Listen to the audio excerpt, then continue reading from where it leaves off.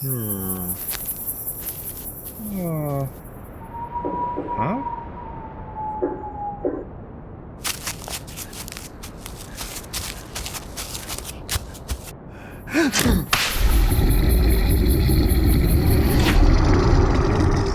You're listening to Cryptid Clues, featuring your hosts, Taylor Field and Reuben Olson.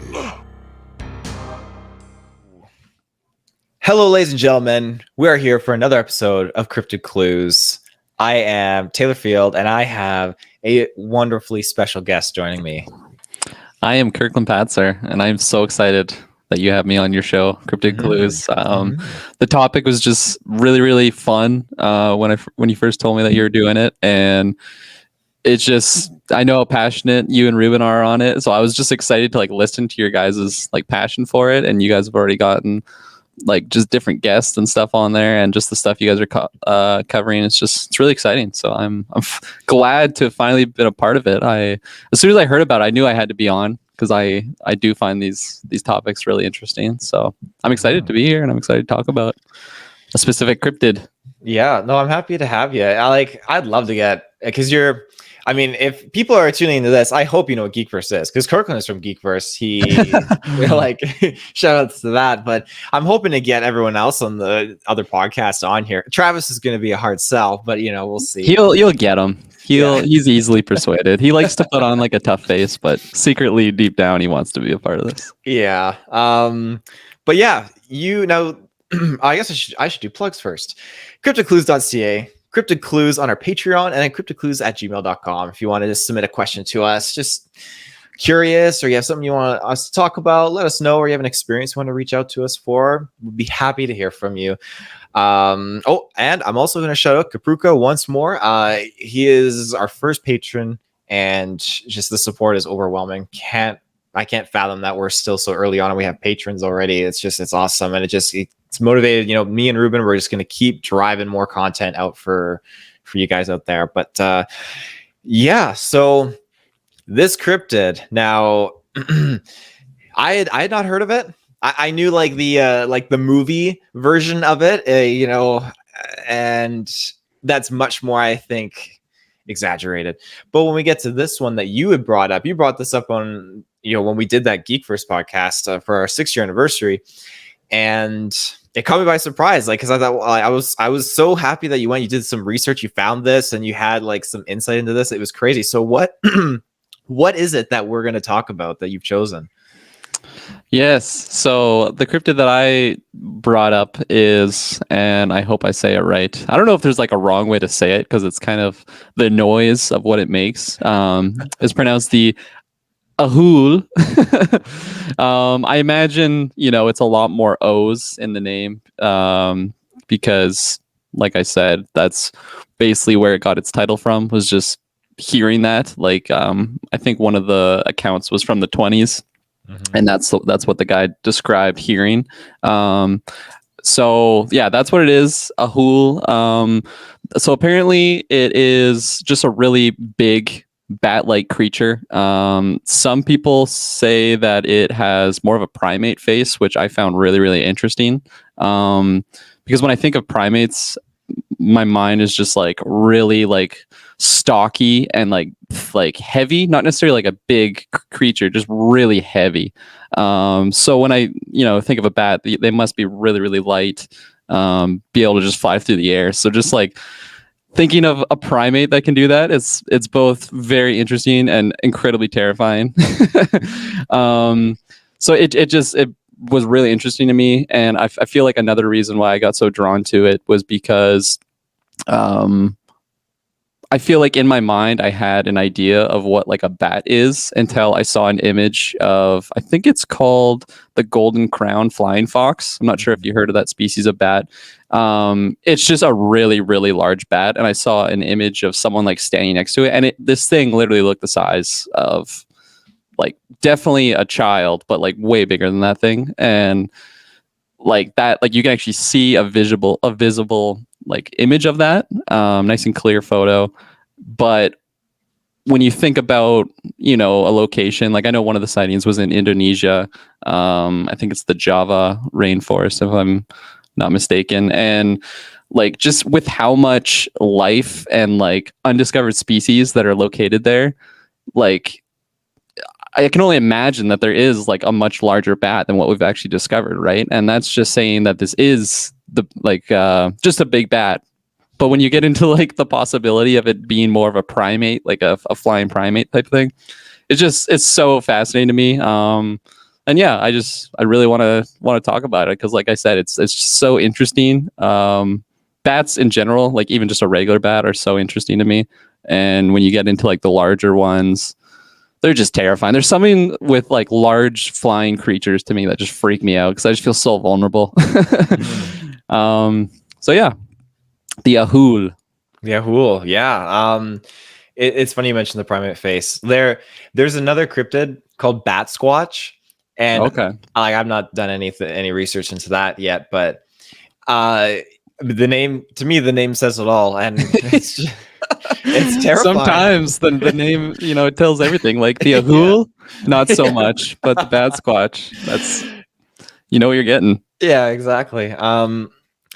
So yeah, the most common name that I could find for these things, or not, I shouldn't say name, reference, giant bat people. Oh, okay. And the go-to name that I had found, like I've definitely found the Ahool, and then I found now I'm hoping I pronounce this right, the Oletiao. It's a very tricky word. But I found all these different names basically. In Brazil, they're called bat people. In Mexico, they're called death bats. Rainforests of Java, Echo. They talk about Atoll. And then, yeah, because of its distinct Ahool vocalization. Okay, so it's spelled like Athol, but they pronounce and vocalize like Ahool, I guess. Oh, okay. In Vietnam, they're known as night flyers. In Senegal, which I don't know where Senegal is, Guafaro. In Ghana, they're called Sasa Bonsam. And in Madagascar, they're called Fangalabolo. And in Indonesia, they're called Organ Batty. And then in Cameroon, the continent of Africa, they're called Oletiao. Like the name, I think is cool that they're called that. It's the same thing with many other animals, all different names around the world. But I didn't realize that these things were so widespread and cited because these are vast. When you see all these different things happening across the continent, it just, that's when it really spikes my interest. But as far as anything recent, I couldn't find much recent stuff with these things. Yeah, older stuff. Yeah, for sure. Like I was saying, those earlier sightings that the ones that I was looking into, like in Indonesia, those were like from the 1920s, I think. And yeah, like another thing that's so interesting to me, like you were saying, the different locations and stuff, but you think of like what type of what would it be called, like the different species that are in those locations, like not like they're not all the exact same type of climates, right? Like you mentioned Cameroon, Madagascar, like Indonesia we said, but then there was like Senegal. I guess I should like confirm where Senegal is. And sorry, you just mentioned a couple other ones there that I know have like different types of species, so it's not like you have, I don't know, a location where let's just say mostly bats are seen there or mostly primates are seen there. Like there is a widespread. So I am really intrigued in just the different like scenarios on these sightings. Like, was it all at the same time of day? Was it all, I don't know, same time of year? Just different things like that on what like, let's just say what's different from the person in Cameroon, like from their sighting to someone in Java, Indonesia, and is it just like a flyer, or are they actually seeing like some sort of primates like flying from tree to tree? Because there is some really interesting primates in there. Now, there's none to my knowledge, that have like wing light things. But like, I feel like for something like that, it could be really beneficial for them, actually, especially if they're just like like literally like gliding from tree to tree. Something like that is just so mind-boggling to me. Now, when I was looking at like the earlier sightings from like 1920 and stuff like that, something that like kind of, I don't know, maybe gave me a little asterisk on the legitimacy of like the sightings was, one, it was so long ago, so like it could be a game of telephone when these stories just get passed down through the years. There was two sightings by the same person. Now, I'm not saying that's impossible, but I feel like when you are like let's say I think that I saw this, you're gonna have that image in your mind, and you're really gonna be like looking for that. His sighting was a couple years apart, but I don't know. It's always something to take account. I love like these types of stories, but for some reason in me, I just like always have this like wall of skepticism on like all of these things, which makes it fun because I'm not just dismissing it right away. It's like, hey, let's try and figure out the brass tacks of what this situation is and why this is the way it is. Because I don't know, it's one of those things that you can't hard prove no or yes, right? It's just it's impossible, and I feel like you'd be lying to yourself and others if you just come out with that statement. Unless you have visible physical evidence, then I guess it is a hard yes on that. But yeah, just I want to know basically the specifics of, is this area of the world maybe have more of a primate face, Ahool, or is it more of the bat-like one? Because I remember hearing, when I was looking into specifically like the Indonesian one, a lot of like biologists, they claim like they're kind of under the assumption that it is just like an undiscovered species of bat, that would make it not really have the primate features, right? Like a more standard bat-like creature that's more slender, really light body. Now, I'm not saying that makes the body small, but it's freaking to me. The thought of, especially like, have you looked at like the numbers of the size, like the size? I got some numbers. Oh my god! Yeah, read them off, because I don't have them on top of my head, but they were blowing my mind. Like some of them, it's like, okay, that's getting into like Jurassic Park type sizes, right? Like actual like dinosaur sizes, which I'm not saying that's still not around, and it's probably possible that it was around at some point in time, right? Mm-hmm. So who's to say when or if they actually got killed off? So.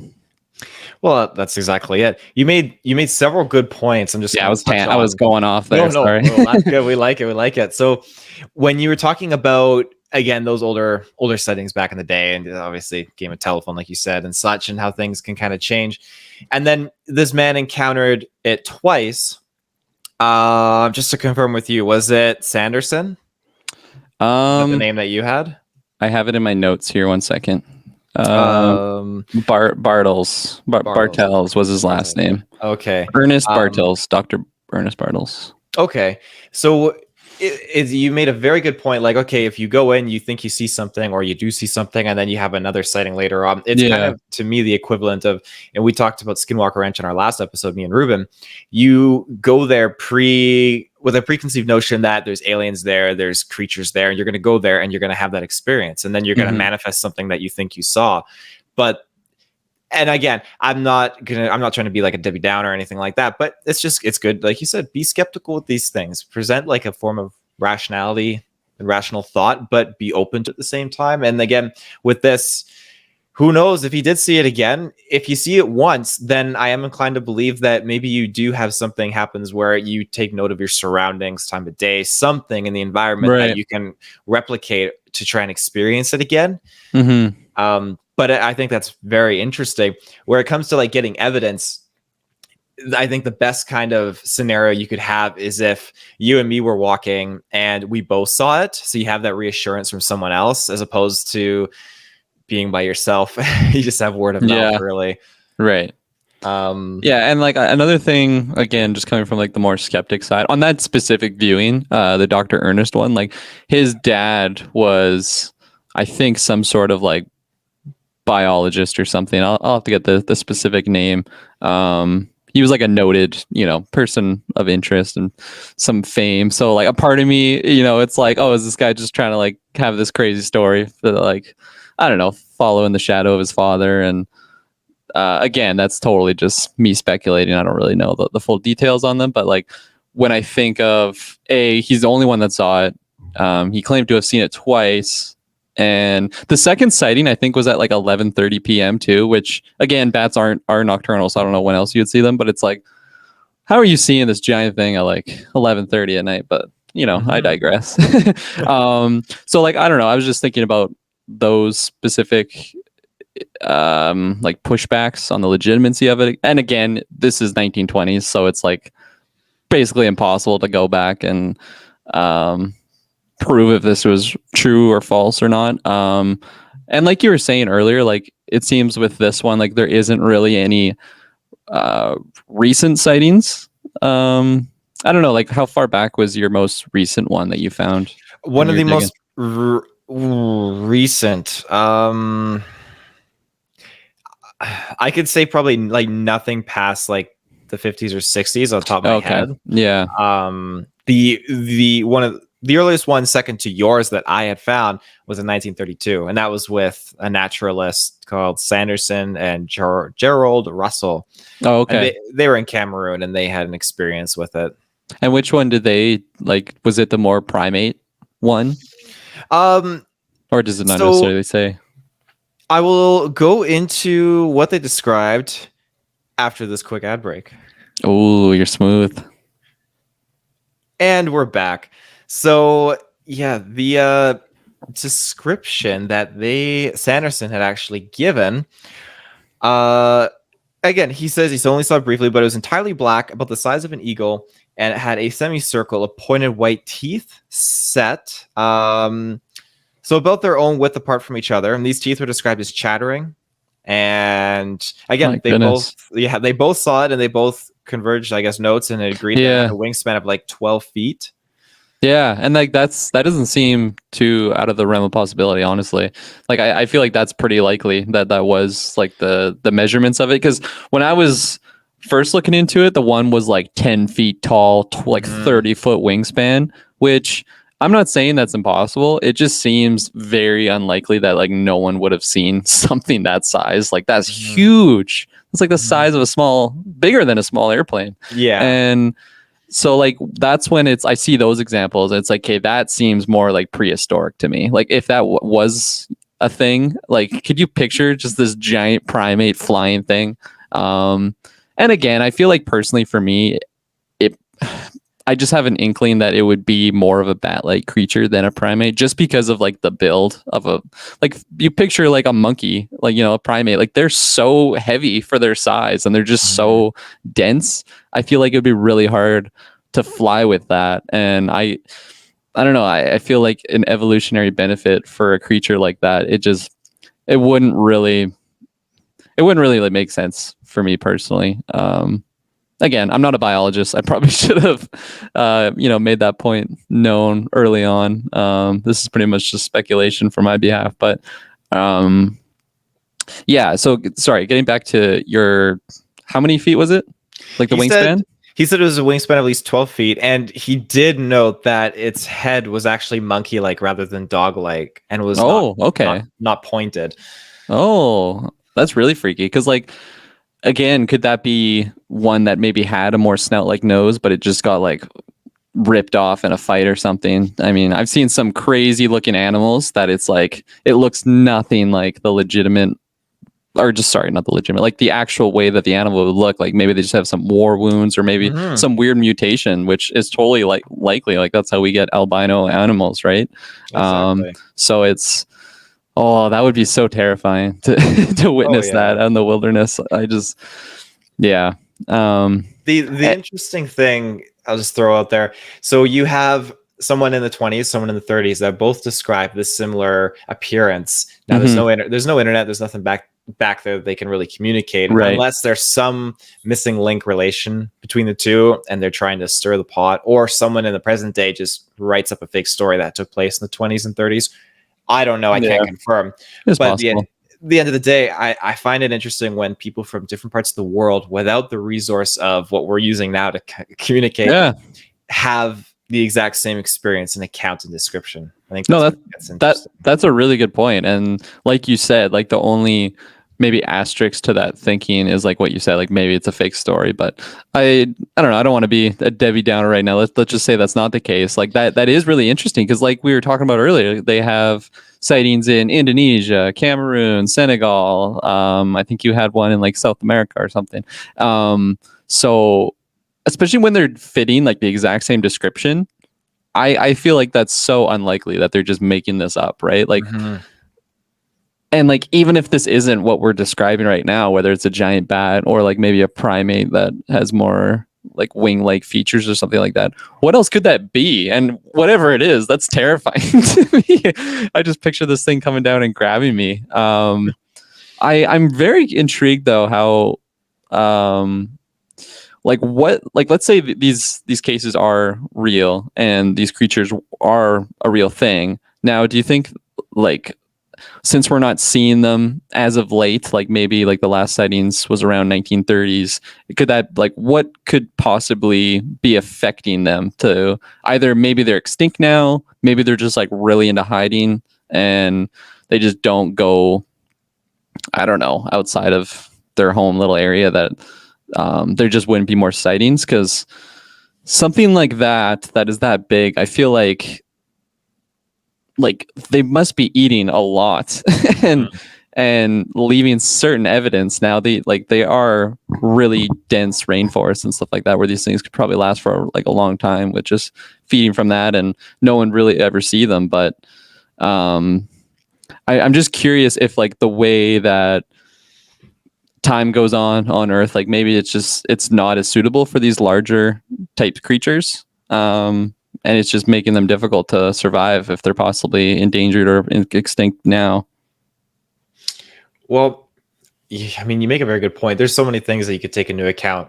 Again, deforestation and all those sorts of changes, global warming, nature, all that kind of stuff. In previous episodes that me and Reuben have done, we've talked about certain cryptids that, their sightings have gone off the map now. Like there's nothing to talk about anymore in present day.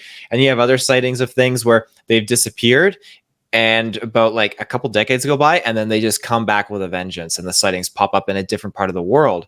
And then you have other things like your Bigfoot and stuff and Dogman, and those things are just constant, always happening.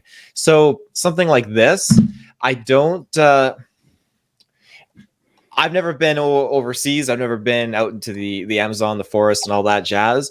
I imagine there's lots of people out there, but I also imagine a lot of these people don't go out at night. And I feel like when territories are established, especially with something like this, I feel like there could be small pockets of these things that are just hiding. I think animals are very good at hiding. When I was like, this is a very dumbed down example, but when I was hiking up the mountain the other day, we walked right by this little hole in the ground and a little those little critters. I think it was like a little marmot came out. Those little critters. Those little critters.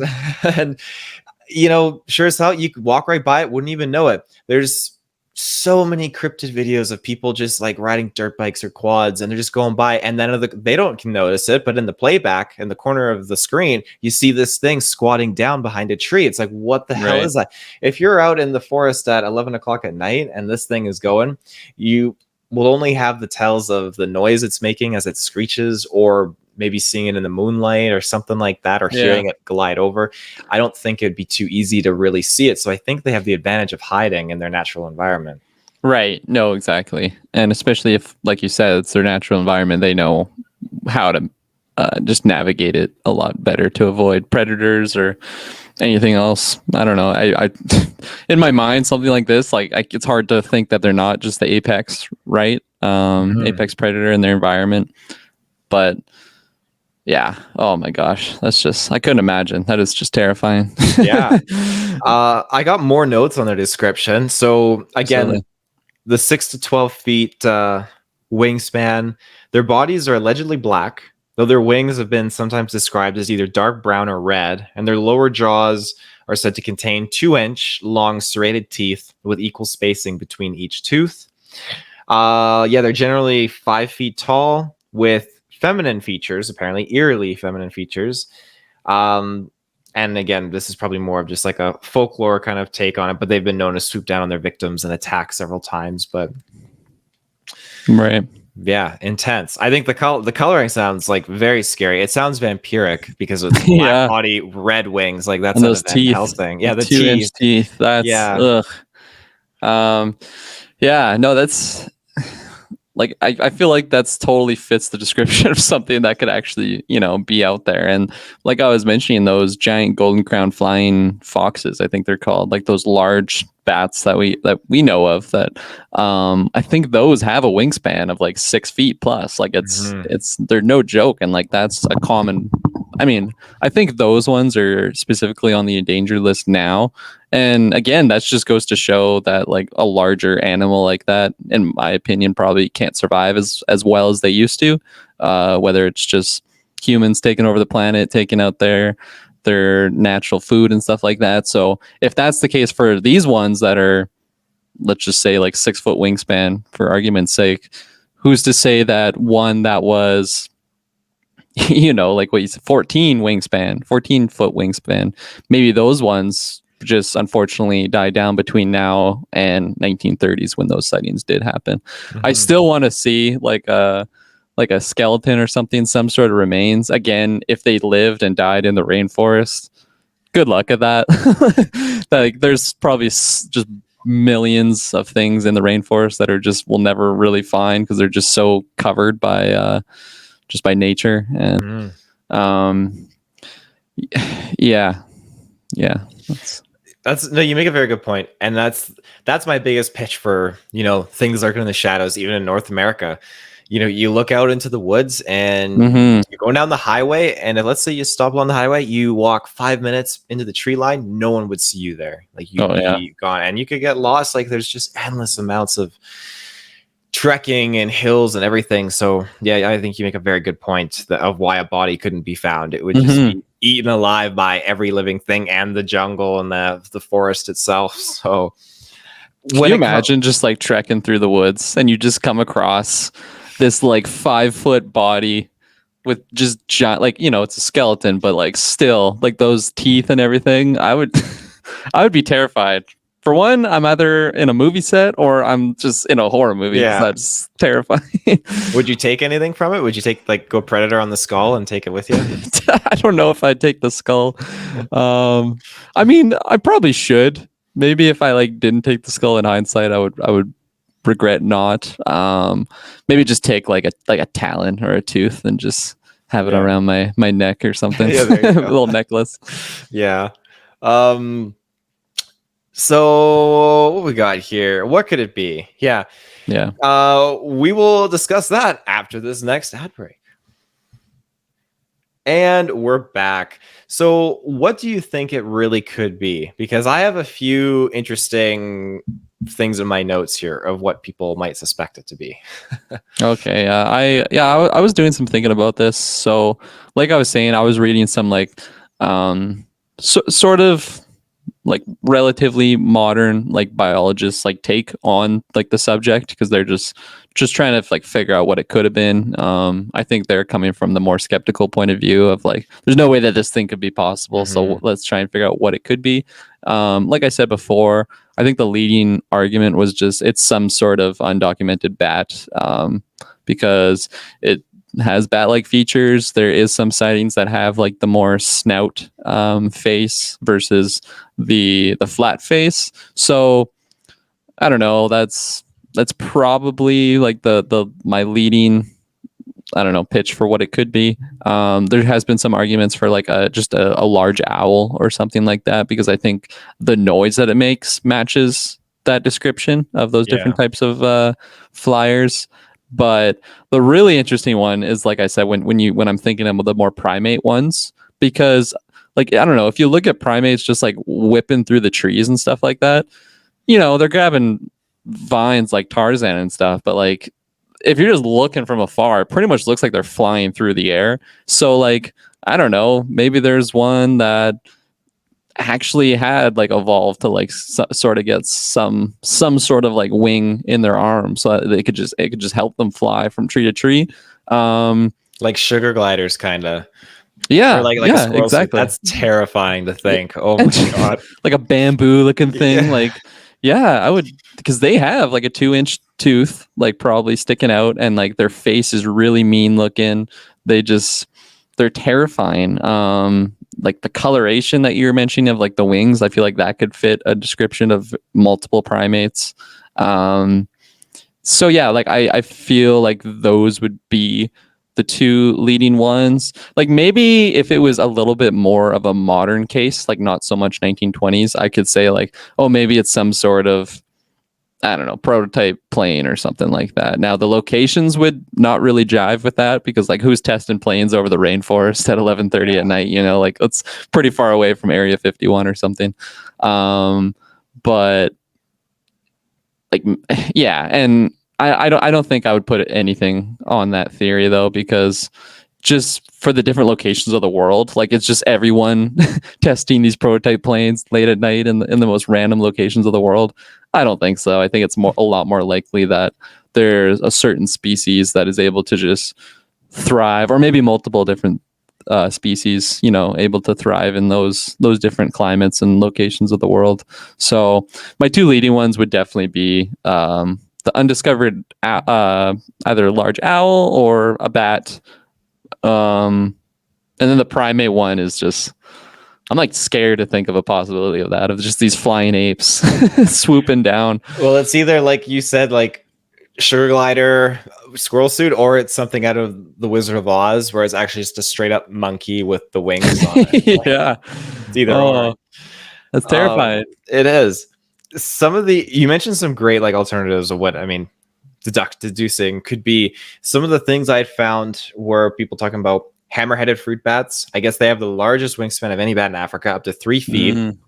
But you have the situation where there could be larger ones of those. I mean, just because you find one with 3 feet, it doesn't mean there isn't a bigger one. The biggest fish in the pond. No, exactly. And I think about that quite a bit because, like I mentioned, like there's these mutations that happen in the animal kingdom every single day. They happen to humans, they happen to animals, and like some of them, like there's literally like animals out there that have like 2 heads or something, and that's just a mutation. So like what's to say that a mutation of, let's just take a bat for example, maybe has them with like almost no snout, maybe it caught like some sort of rabies or something where like it really changed their face to just look like really mean, and then it kind of messed up their snout and it made it more flat, made their teeth cut, like their jaw, maybe their lips like ripped out or something like that. Like there could be so many different factors to create an animal that is looking like a monster, right? Yeah. And that doesn't make it not true. Like that doesn't make it not real at all. It's just until we could prove one way or the other, that's where you just get into the speculation. But Yeah.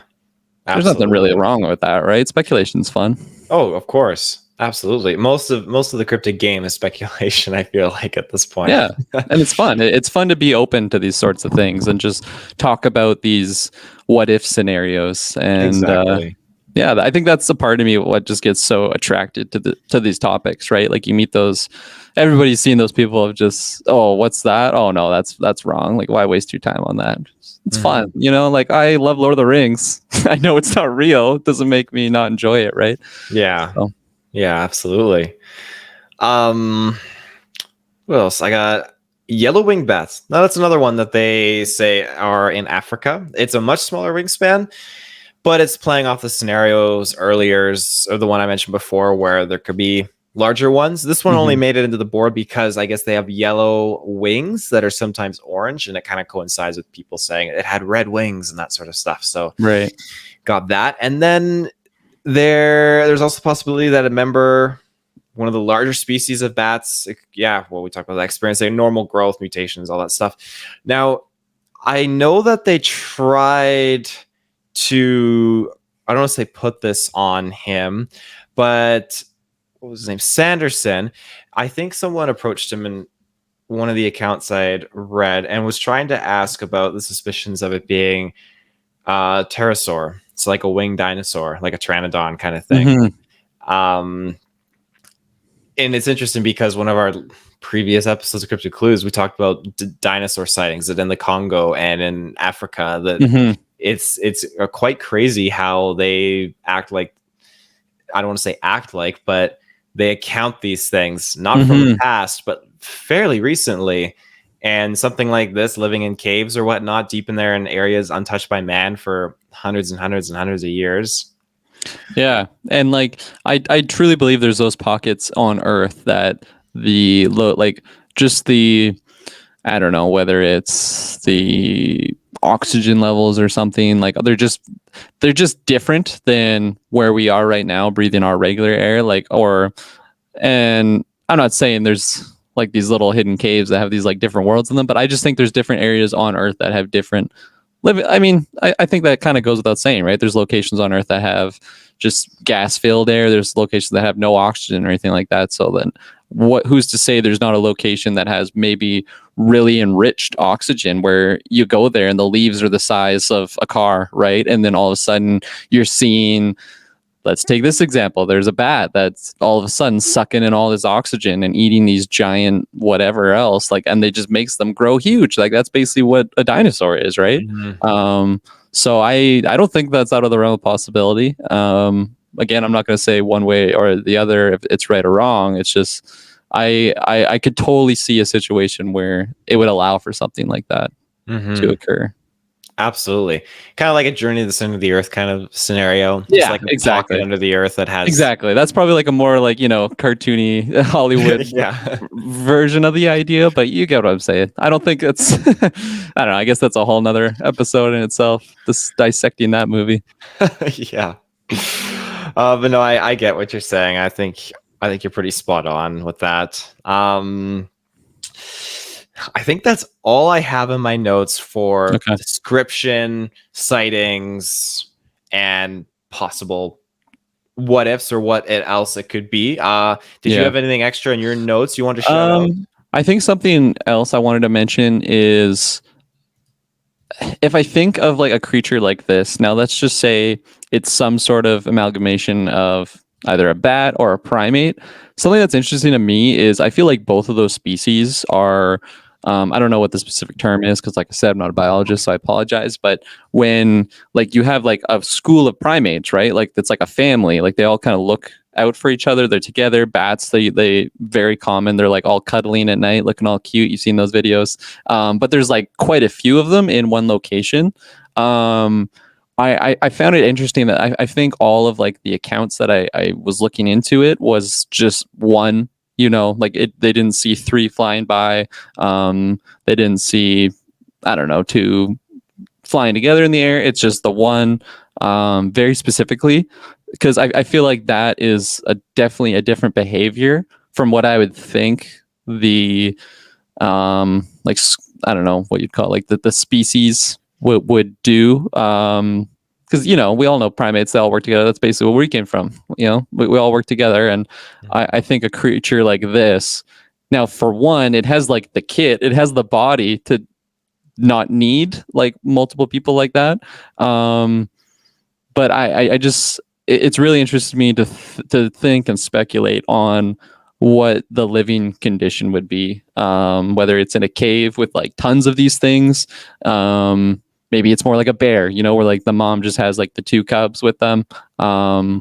Just like I said, just how these things meet each other, how I don't need to get into specifics on how they mate, but just like how that process, what would happen after. Does the mom just consume the dad, and like that's the way it goes on? Because we just have so many different examples of that in the animal kingdom in and of itself. I just found it interesting that every account was just the one, or not even necessarily just the one, like they just hear a call. I think one that I was listening to, it heard the call and like another call afterwards, but I just kind of attributed that to like an echo effect. I didn't really take it as multiple. And like, what would it be calling out to? Like things in the animal kingdom, they don't just yell out like a human would just for fun, just because they're feeling crazy. Like it's usually for a purpose. So either they're in distress or calling out to a mate or something. So yeah, I just thinking about these things, and I don't know, it's it's got me thinking. It's a very fascinating subject, and my mind's been going off on the subject lately. So That was a really, really good point. It makes me wonder, could it be territorial? Could it be right, like yeah, food wise, like one has its own turf, another one has its own separate turf next door? Like I didn't even think about that at all, because when you look at some, for example, Bigfoot dogman sightings again, there are lots of them that usually they're in groups. There's multiple ones in a sighting sometimes, but with this just being one, being completely opposite of everything that we know about bats to be grouped together. I mean, yeah, they're always together. Again, when they're flying around out at nighttime, I don't normally see multiple ones like side by side or anything like that. So right, I'll yeah, give them that, but to me, they definitely don't seem like something that would isolate remotely from others. But yeah, maybe that's something predators do at the top of the food chain sometimes. I'm right. not an expert though on that. No, yeah, no, that's a really good point. Because I don't think I think in my mind I just picture like the classic look of like bats coming out of a cave. You know, there's like 100 of them or something. But no, you're right. Like when they are hunting for bugs and stuff, I usually just will see one. So yeah. Yeah, cool. Well, yeah, I think that's all I got. That's all you got. I got a question for you. So Absolutely. if you're out camping Yep. and let's say you're camping out in Cameroon, Indonesia, Oh no. one of these exotic places, you hear the Ahool screech. Oh and no. it's okay, yeah, it's coming. You look up and you see it coming down. Now, what do you do in this scenario? You're in a real life encounter with it. Oh my gosh, that is a terrifying situation to be in. I feel like, especially now that we've like dove into the subject and talk about it, and it's in my mind. If I ever hear that in real life, I don't even think I'm looking up. I think I'm like looking for a burrow to hide in. You know, like you said, the little ground critters. I'm gonna be a little ground critter in that situation because birds kind of freak me out. Like I'm not scared of them. I feel like it might be an irrational fear to just be worried about birds all around us because where we live there's just birds everywhere. And but the thought of like a big bird, especially like I don't know if you've seen like an owl in the real world. You know, they're smaller than me, but they still look at me sometimes like I'm prey, and I like they freak me out. I'll be like walking in my car, I look up, and he just turns his head and he's looking right at me, like not intimidated at all, trying to discern if he can come and eat me and pick me up and stuff. And he's like, it's probably not worth it. So I already kind of have a fear of that. It would really depend on my scenario. Like if I'm in a tent, I feel like I just take my chances and hide in the tent, and hopefully he doesn't come and pick up the whole tent. If I'm in my car, maybe that's where I'd try and figure out my phone situation, can pull it out because I feel a little bit more protected. But if I'm just walking, along along wherever, because you can't outrun something like that. Like he just flies so much faster than you. Do you stand your ground and try and fight, or do you just hopefully look so pathetic that he doesn't want to eat you, so you just go to fetal position? I feel like maybe that would be my option because it's just such a terrifying idea, especially when you're looking at, like, let's say this is a primate version of it. Like primates are terrifying. Holy crap. They got fingers, they got arms, like they can grab those thumbs. Yeah. Oh yeah. Oh my gosh. If to answer your question, not a whole lot. Probably poop my pants. Yeah. Well, yeah, no, that's perfect. Well, thank you, Kirklin. I appreciate you so much coming on and doing this. I appreciate you so much, and I'm so glad that you had me on. Like I said, I don't really have much knowledge on this subject, but I just, it's so fascinating to me. So this is a fun platform to come on and talk about it, because I mean, like you and Reuben were saying in the first episode, like we all live in the Okanagan, so like it's pretty easy to have that Ogopogo folktale like in your mind. And like my whole life I was just a believer basically of that. I always found like Sasquatch and all those things super fascinating. My dad's really into it as well, so it's a fun thing to kind of bond over that way. So lots of fun to just kind of take, less than an hour out of my day and just talk about it with you. And thank you so much for having it on the platform, and keep up all the good work. Oh, thank you. Well, yes, ladies and gentlemen, same plugs as the beginning. Check us out, CryptidClues.ca. Check us out, CryptidClues@gmail.com. Yeah, so until next time, we'll see you later. Bye.